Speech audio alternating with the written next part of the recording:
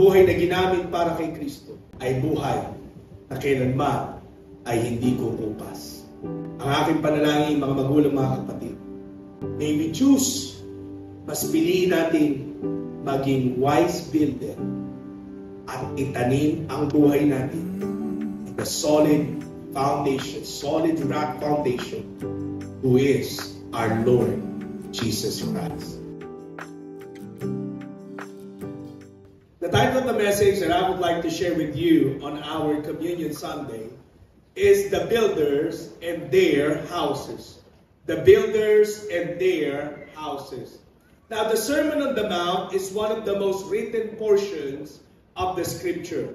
Ito po ay laging pinag-uusapan, laging kinoko, at kung saan ang iba't ibang mga biblical lessons ay drino coming po sa Sermon ni Jesus on the Mount.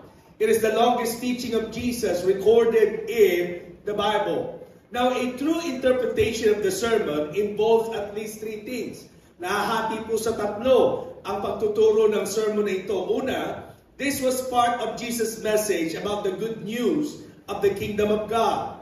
Pangalawa, true righteousness is a matter of the heart. And the latter part of the Sermon on the Mount teaches that this is how a disciple of Jesus must live out his or her life.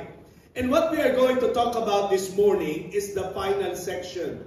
Jesus draws all these themes to a close with a powerful, brief, but compelling story about the two builders and their houses in Matthew chapter 7, 24 up to 29.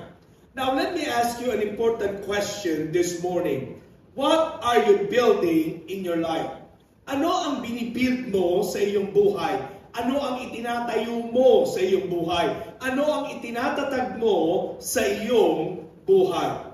When you look at your life so far, are you building something that is beautiful? Are you building something that is meaningful, productive, or something that is called lasting? In the final point of Jesus in the Sermon on the Mount, binigyang diin niya ang dalawang klase ng tagapagtayo at dalawang klase ng tahanan sa conclusion ng kanyang sermon. We want to build something that is lasting and something that will endure. Yan po ang naisi ng tao. And Jesus, by the Sermon on the Mount, will teach us on how we can build something that will last for all eternity. Jesus began his course with the word therefore. It means this is the conclusion of everything that he had taught in the Sermon on the Mount. Jesus speaks about two builders building two different kinds of houses. One that lasts and one that does not. Titignan po natin sa umagang ito ang pagkakaiba, ang pagkakatulad, at ano ang kinalaman nito sa ating mga buhay patungkol sa dalawang nagtayo at dalawang klase ng tahanan na itinuro ng ating Panginoong Hesukristo. Una sa lahat, we are going to see the striking similarities of the two builders and their houses. Ang una mong mapapansin sa kwento ni Jesus ay ang pagkakapareho ng dalawang nagtayo at dalawang klase ng tahanan. Each story involves a builder and his house.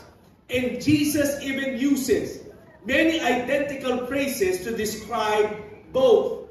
Unang pagkakatulad, both heard the words of Jesus. Pareho nilang narinig ang tinig o ang mga mensahe ni Jesus. The opening words of Jesus to describe each builder are exactly the same. Sabi sa verse 24 and 26, everyone who hears these words of mine. Builder 1 and Builder 2 both heard the words of Jesus. Jesus made mention that everyone, he says, everyone, ang mensaheng ito ay para sa lahat. Jesus is telling a story with universal application. Hindi po ito para lang sa mga Hudyo noon. Hindi lang ito para sa mga nakikinig sa kanya noon. Hanggang ngayon ito ay merong aral sa bawat isa sa atin. Next, Jesus speaks about hearing. Pakisabi mo nga ng malakas, hearing.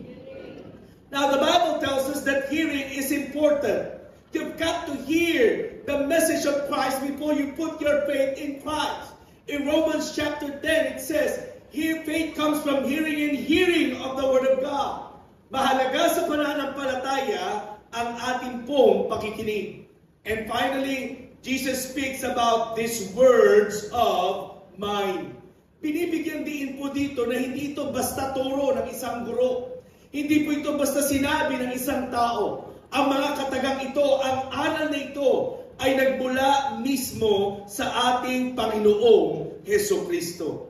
The first similarity between the two builders and their houses is that they both heard Christ's words. Pareho nilang narinig ang tinig ni Jesus. Pangalawang pagkakatulad, both built houses. Pareho silang nagtayo ng kani-kanyang tahanan. It's not that one of them built and the other one did not. That's not the contrast of the story. They both built houses.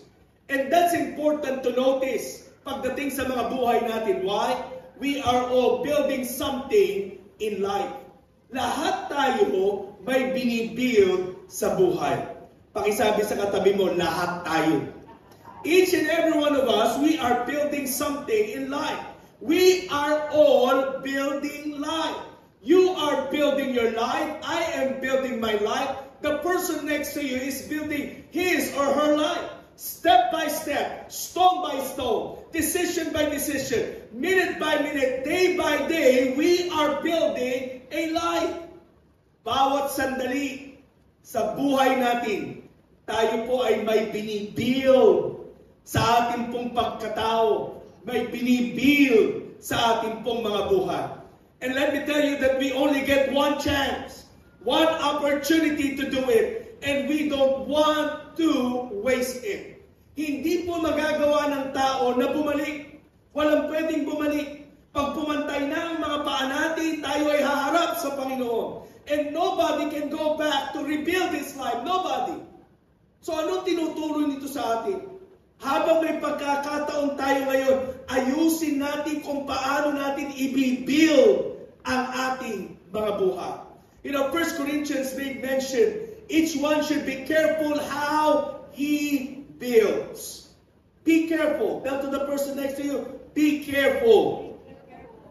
Because at the end of our life, we cannot go back. Kahit na napakarami mong pera, we can never buy back time. Hindi ka pwede makipag-transact kay Lord. Lord, bigyan kitang mga magkano ba, Lord? Pabalikin mo ko kahit mga 10 minutes. Nobody can be doing that. Nobody has ever done that. It is appointed for man to die once, and then we are going to face judgment. We are going to face our God. So maging maingat sa binibuild natin sa ating buhay sa mga oras na ito. Because there will come a time that we are going to face the great judge. And nobody can ever go back para ayusin pa ang anumang nakaraan. What's done is already done. And it is a reminder to us that every single day, ayusin ang buhay. Pakisabi nga sa katabi mo, araw-araw ayusin. It is a must. It is an emphasis that Jesus was trying to tell to the people listening to him during that time. Both men in Jesus' story built houses. All of us are building a life. Pangatlong pagkakatulad, both houses were tested. Parehong tahanan ay sinubok. Jesus uses almost identical language to describe the testing. Both times he says, the rain came down and the stream rose and wind blew and beat against that house. Sabi niya, parehong tahanan, umulan, tumaas ang tubig, lumakas ang hangin, pinayo ng bagyo ang kani-kanyang tahanan. Both builders built a house and both houses were tested by the storm. The idea here is that we will all encounter storms in life. Sa buhay natin, lahat tayo dumadanas ng bagyo. Ang ilan sa atin, kadadaan lang sa buhay. Bagyo ng buhay. Ang ilan ay nasa kalagitnaan ng bagyo. At kung hindi ka pa nakakaranas, may good news ako para sa iyo. Walang nabubuhay sa mundong ibabaw ang hindi dumadaan sa bagyo. Lahat ay dadaan sa bagyo ng buhay. It may be a loss of job, health problems, or the loss of a child or a loved one. But when the storm hits, it is a time of testing. Here's the idea that Jesus is trying to tell us. In times of storm, it reveals your faith or the lack of faith that you are having. Kapag may bagyo, pinapakita kung genuine ba talagang ikaw ay mananampalataya. Pag panahon ng bagyo at problema ng buhay, nare-reveal kung talagang seryoso ka sa paglakad mo para sa Panginoon. Kasi ang taong totoong mananampalataya, ang taong totoong nagbigay ng buhay kay Kristo, dumating man ang mga pagsubok ng buhay, nananatili kay Kristo. Amen. Pero ang uso ba? Yung nakisama lang, when trouble comes, when storm would hit his or her house, madali ding tumalikod sa ating Panginoon. Now, hindi lamang po binabanggit ng Bible ang image ng storm bilang problema sa buhay. The Bible uses the storm imagery not just for the storms of life, but also as a symbol of final judgment. At kahit sabihin mo pa sa akin, alam mo, Pastor, hindi naman ako masyadong nahirapan sa buhay na ito. Alam mo naman, no? Kasi pinanganak kaming meron talaga, Pastor, you know. Wow. No?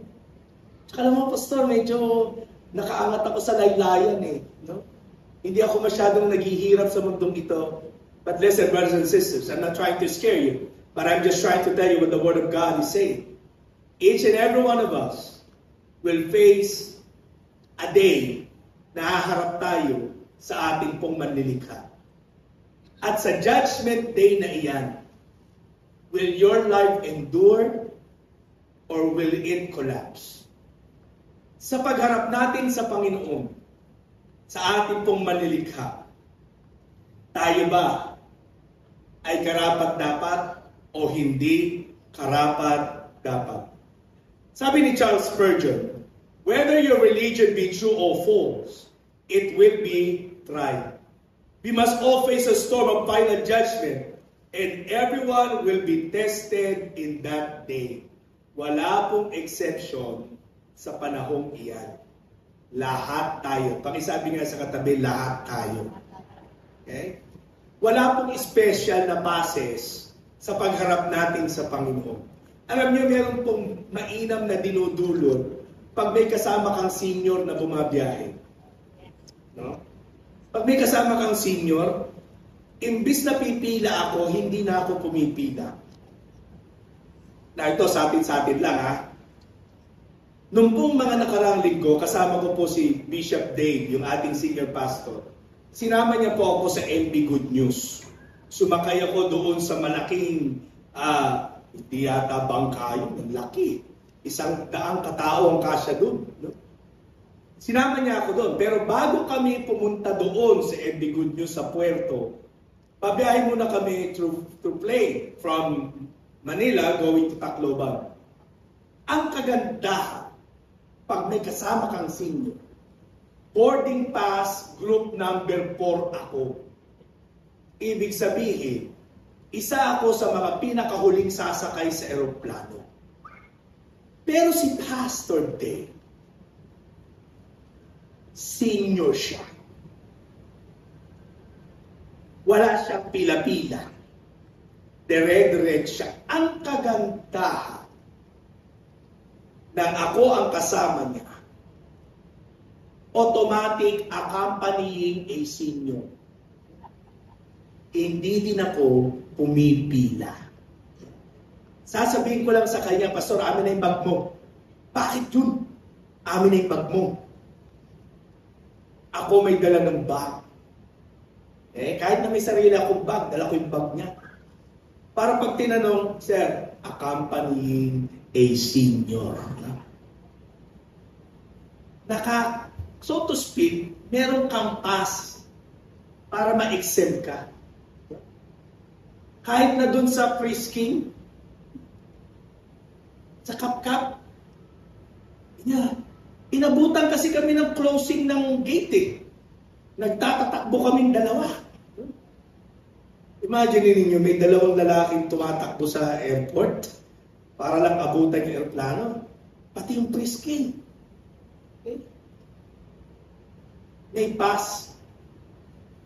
Sa bawat isa sa atin, gustong-gusto natin yung special pass. No? Pagkakain, hindi napipila.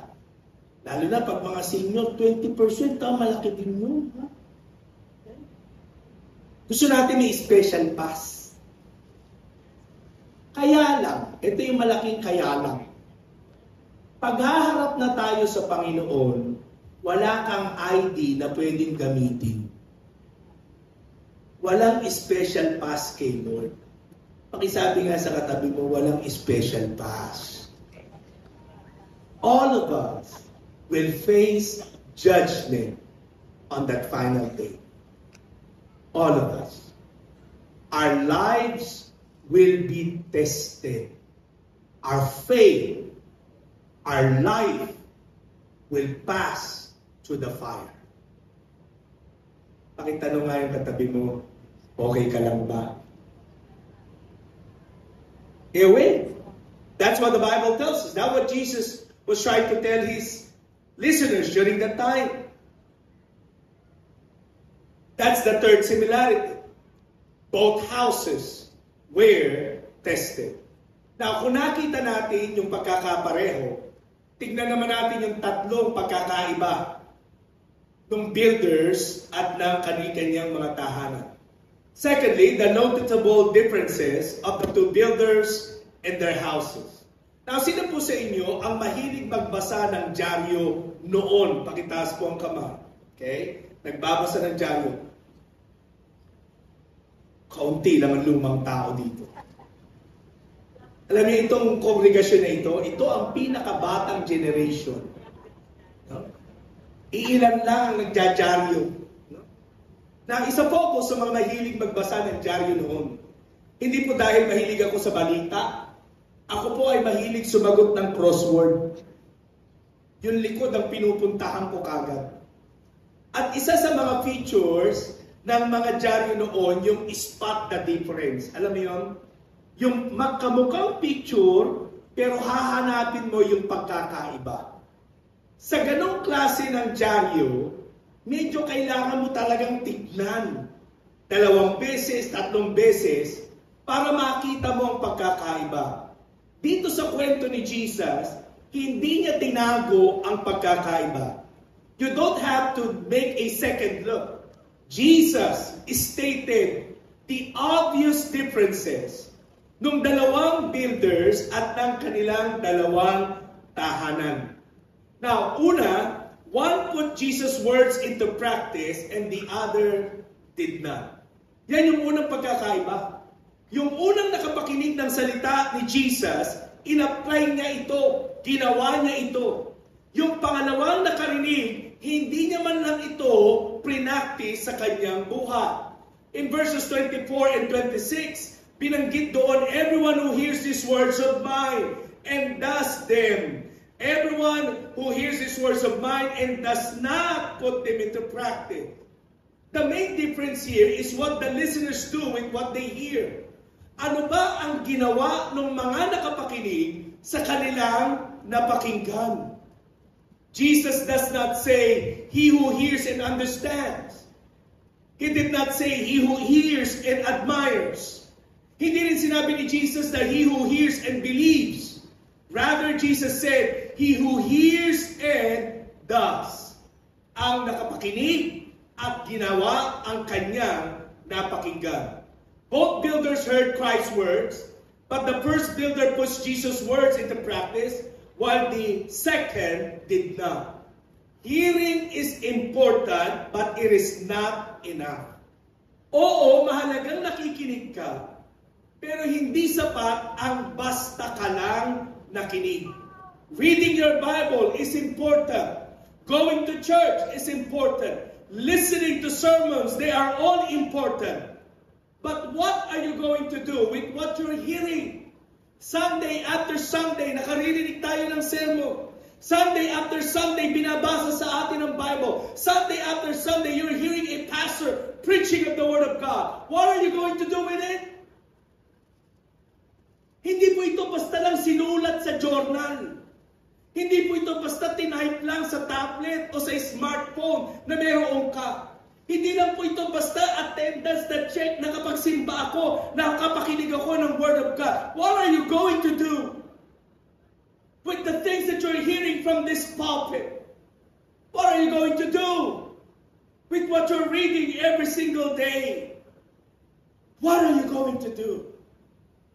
The contrast in Jesus' story is not between hearing and not hearing, but between hearing and doing.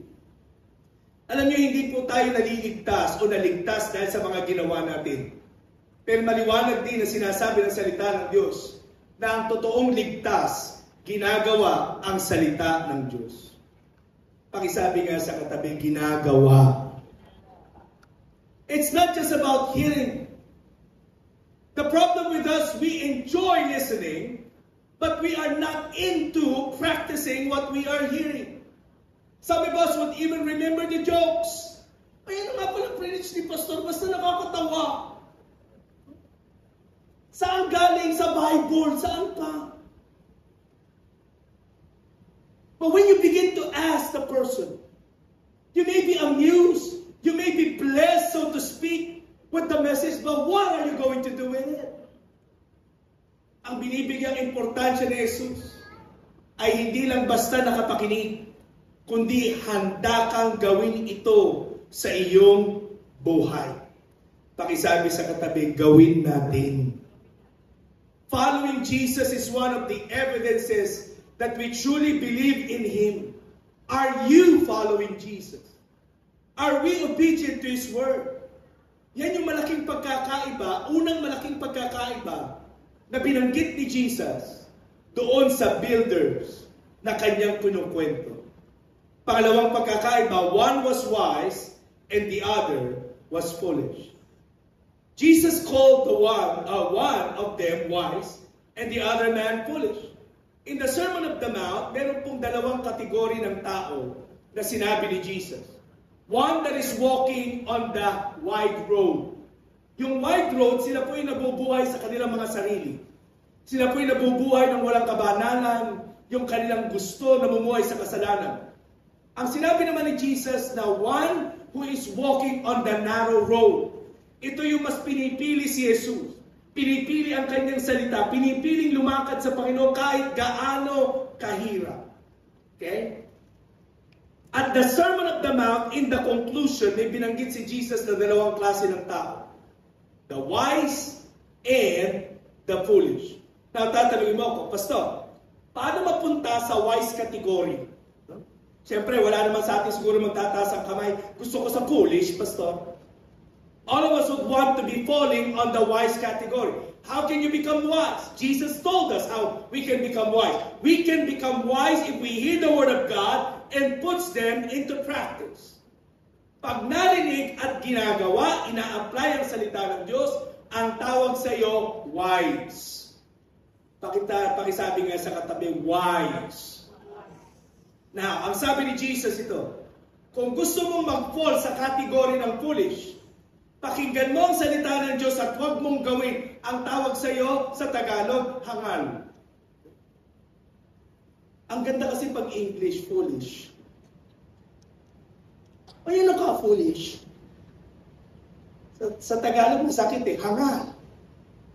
But that's what the Bible tells us. If you hear the Word of God and would not practice it, then it amounts to nothing. Ang tawag doon, foolishness. Foolish. Parang ganito lang yan eh. May sakit ka, binigyan ka ng gamot. Hindi mo ininom. Pero naniniwala ka doon sa gamot. Naniniwala ako sa gamot na ito na magpapagaling ito. Pero hindi mo ininom. Wala epekto sa iyo. Ganon din sa salita ng Diyos. Hindi sapat na naniniwala ako na ito ay salita ng Diyos but you're not practicing it. it will not truly take an effect in your life and in my life. Now, ikaw lang at ako ang makapagsasabi if we are wise or foolish. Now, hindi ko na patatanong yung katabi mo. Ha? Hindi ko na patatanong. Baka magkaroon ka ng kaaway. But you yourself knew for a fact if we are wise or if we are foolish. Alam niyo mga kapatid, if you are trying to live life wastefully, yung sinasayang mo ang buhay mo, if you're trying to live your life haphazardly, yung bang wild living, yung wala kang pakialam, hindi pa naman darating si Lord eh. Gano'n ka kasigurat, di ka sure. Hindi malakas pa naman ako, pastor. Di pa naman ako mamatay. Marami kaya ang ganyan, lakas-lakas ngayon. Mamaya kwento na lang. You know what I'm talking about?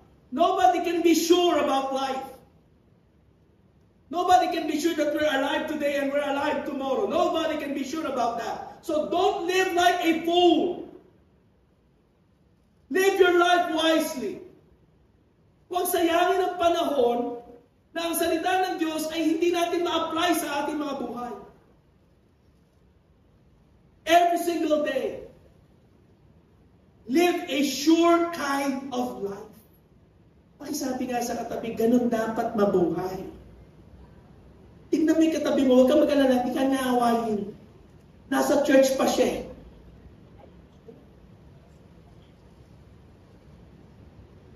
Don't live like a fool. Nobody's sure. Live as a person who is wise. You hear, you practice the Word of God. Now the third, comparison or difference. One built his house on the rock, and the other built his house on sand.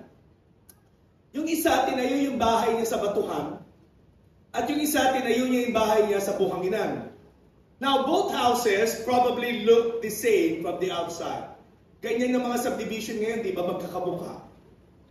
Ang mga bahay sa subdivision.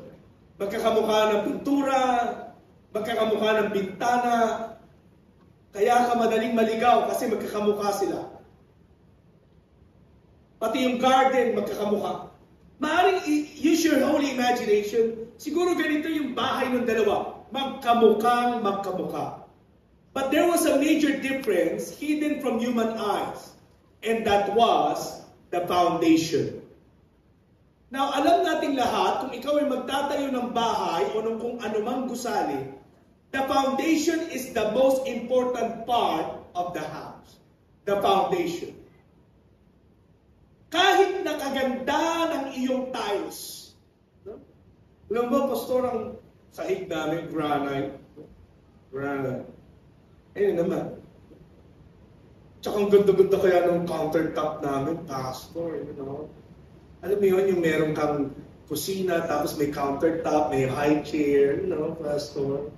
Medyo pang social, you know. Tapos meron pa kaming dining talaga, na ang haba-haba, ang laki-laki. Kahit na pritong itlog lang ang ulam namin, at least, di ba, ang gandang dining, pastor.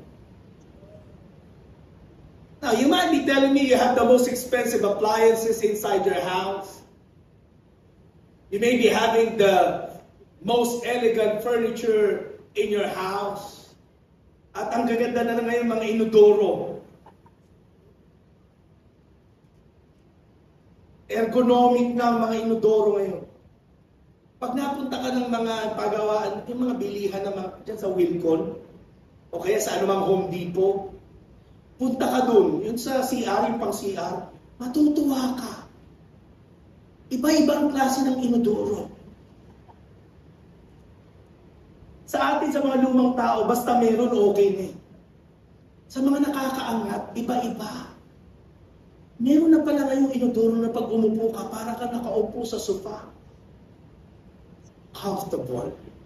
Ergonomic. Sakto sa hulma.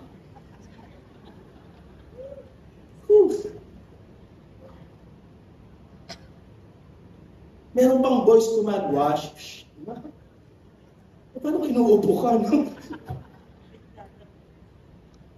Now, why am I telling you this? No matter how complicated, sophisticated, ang loob ng bahay natin, if the foundation is not strong, it will surely fall down.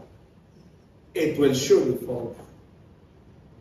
Kahit na ang ganda ng loob ng bahay, ang ganda ng pintura sa labas, at pag Pasko, para kang COD sa dami ng Christmas light. But if the foundation is not strong, when storm comes, when the earth shakes, the entire house will surely collapse. If you don't get the foundation right, everything else is coming down. Now, why am I giving emphasis on this? You need a strong foundation for a house, and you need a strong foundation for your life. Kung mahalaga ang pundasyon sa bahay, mas mahalagang matibay dapat ang pundasyon ng iyong buhay. Ang sinabi ni Apostol Pablo, walang ibang pinakamatibay na pundasyon ang tao, kundi itanim ang kanyang buhay na ang pundasyon ay si Kristo. You can never build your foundation on the things of this world. You're bragging to me about your money. No matter how much money you have, it can be gone on the other day. Mauubos ang pera. Alam mo yan? You may be bragging to me about your friends, about your networks, about this and about that. Pastor, alam mo, meron akong authority, meron akong kapangyarihan, may position ako. You know what I'm talking about? You may be in power today, but you can never be sure that you're in power tomorrow. You might be telling me, Pastor, I'm still strong. Bata pa ako, malakas pa ako. Mabuting kalusugan ko. Wala akong sakit, wala akong maintenance. Well, praise God that you're healthy right now. But you can never brag about it. Why? Because we don't know what lies tomorrow. Alam mong sinasabi ko, you may be healthy right now, but gone tomorrow. We can never be building our foundation on the things of this world. Dahil ang mga bagay sa mundong ito madaling mayanig. Ang mga bagay sa mundong ito madaling mawala. Ang mga bagay sa mundong ito madaling masira. Tanging si Kristo lang na sa lahat ng panahon ng buhay, sa lahat ng hapon, sa lahat ng lindol, sa lahat ng bagyo, ang nananatiling nakatindig at kailanman ay hindi mabubuwal sa buhay ng isang taong nagtiwala sa Kanya. And you might be saying, gigil na gigil ka naman, Pastor, but that's what the Bible tells us. Our hope comes in the Lord alone. Our faith comes in Jesus alone. Life can only last with Jesus in it. Not without it. Not without Him. Kaya kung meron ka mang pagtatayuan ng pundasyon ng buhay mo, itayo mo ang pundasyon ng buhay mo tanging sa ating Panginoong Jesucristo lamang. Can we give God a mighty clap of praise today? Hallelujah! How foolish it is to build your life on the wrong foundation. It will be foolish if you thought the things of this world can truly sustain us. No. Nothing can sustain us. Only Jesus. The third comparison, or the difference. One house did not fall, but the other fell with a great crash. Ang sabi ng Bible, yung isang tahanan na itinayo sa batuhan, dumating ang bagyo, tumaas ang tubig, umihip ang napakalakas na hangin, hindi natinag ang kanyang tahanan. Yung isa, na tinanim ang kanyang tahanan sa buhanginan, umulan, tumaas ang tubig, binayo ng hangin. Anong sabi ng Bible? Great was its fall. Iba ang buhay na nasa Kristo.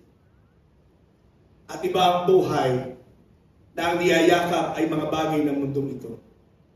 If you are not grounded in Christ, you will surely go down. But if you are grounded in Jesus, no storm can truly shake you up.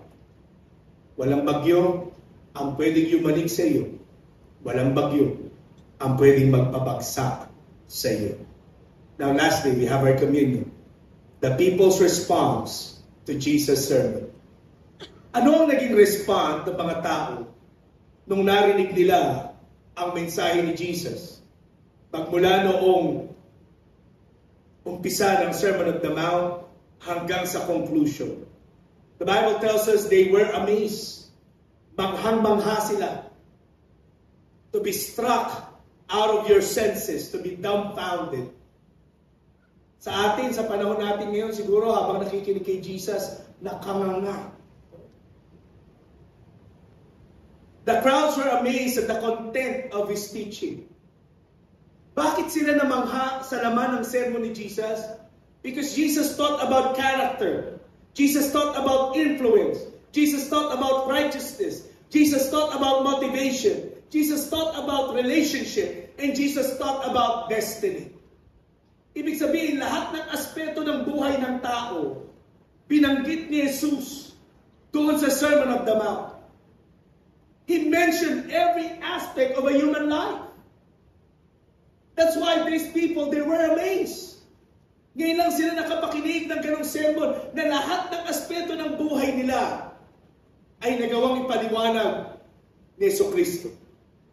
Pangalawa, the crowds were amazed at the manner of His teaching. Nangaral siya ng may kapangyarihan. Hindi niya sinabing sabi nito, sabi niyan, sabi ni ganito. No. Jesus said, I say unto you.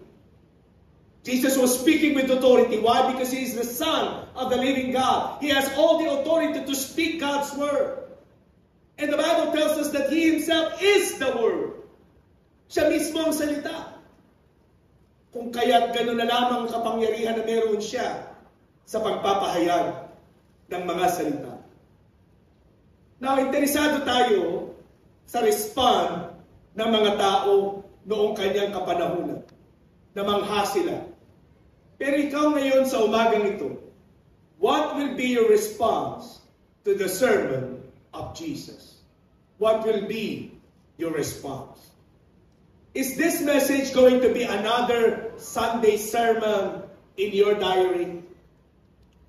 Is this message going to be something na iisipin mo na preach ni Pastor? September 21, 2025, 10:30 service. The builders and their houses. Is this sermon, is this message going to be on the books? Or what we call part of your history? Yes, you may be amazed. But being amazed is not enough. We are being called by faith and through the power of the Holy Spirit to act in obedience. Alam niyo, napakaganda ng timing ng message na ito sa ating pong communion. Dahil ang communion ay pagtingin sa ating pong mga buhay muli. Kamusta ba ang aking ugnayan sa aking tagapagligtas? Kamusta ba ang aking ugnayan sa aking Panginoon? How are you building your life? What is your foundation today? Do you want to build something that would last? In times of judgment, in the final day, are you going to withstand the storms? Or will your life, your house, will truly come tumbling down? Build your life on Jesus. Build your life on His Word. Sabi po ni Charles Thomas Stad, only one life will soon be passed. Only what's done for Christ will last. Ang buhay na itinanim kay Kristo, ang buhay na ginamit para kay Kristo, ay buhay na kailanman ay hindi kukupas.